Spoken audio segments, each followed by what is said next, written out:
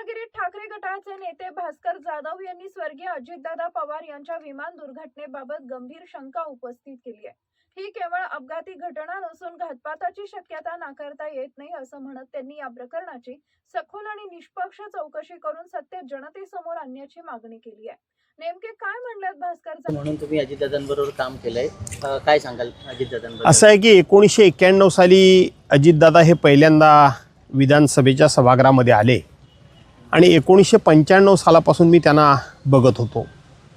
त्यानंतर मी राष्ट्रवादी काँग्रेस पक्षामध्ये कार्यकर्ता म्हणून काम करत असताना कधी सरचिटणीसपदी, कधी राज्यमंत्रीपदी, कधी कॅबिनेट मंत्रीपदी आणि कधी प्रांताध्यक्षपदी देखील त्या पक्षामध्ये काम करण्याची संधी मला मिळाली।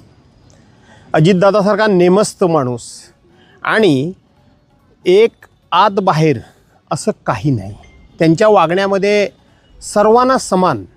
तो बारामतीचा माणूस असला तरी देखील त्याला 4 शब्द ऐकवायचे असेल तर ते ऐकवायला सोडत नसत, आणि चिपळूणचा कार्यकर्ता असेल तर त्यालासुद्धा 2 शब्द जर ऐकवायचे असेल तर ते मागे पुढे बघत नसत।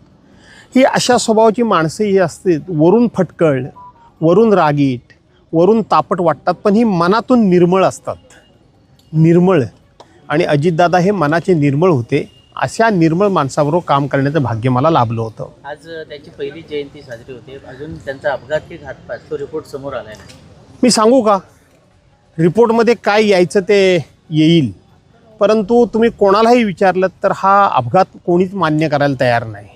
हा घातपातच आहे असं प्रत्येकजण मान्य करतोय, म्हणजे बोलतोय, आणि माझं मन देखील स्पष्टपणे सांगतंय की हा अपघात नाही, हा घातपातच आहे। एकंदरीत घटनाक्रम बघितला आणि त्यानंतर ज्या पद्धतीनं चौकशी सुरू आहे आणि त्या चौकशीचा वेग बघितला, चौकशीची दिशा बघितली, तर अधिक संशय बळावतो की हा अपघात नसून घातपातच असावा, असा संशय बळवायला पुरेपूर जागा आहे।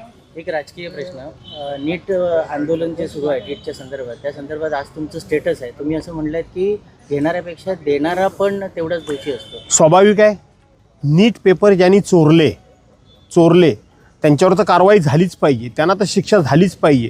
पण समाजामध्ये असा प्रामाणिकपणा आहे की चोरीची वस्तू मी खरेदी का करावी? चोरांनी चोरी केली म्हणून ती वस्तू थोडक्यात मिळते तर मी का घ्यावी?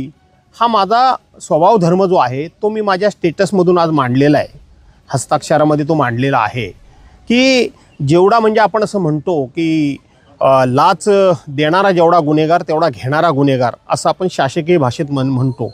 माझं तर म्हणणं की नैतिकतेचं अधःपतन जर झालं तर अशा पद्धतीच्या चोरांना आपण शिक्षा देऊ, पण दुसऱ्या मार्गानं दुसऱ्या प्रकारच्या चोऱ्या होणारच नाहीत असं म्हणता येणार नाही। म्हणून मी नैतिकतेवर भर दिलेला आहे। नैतिकता ही लोप पावता कामा नये, हे माझं ठाम मत आहे।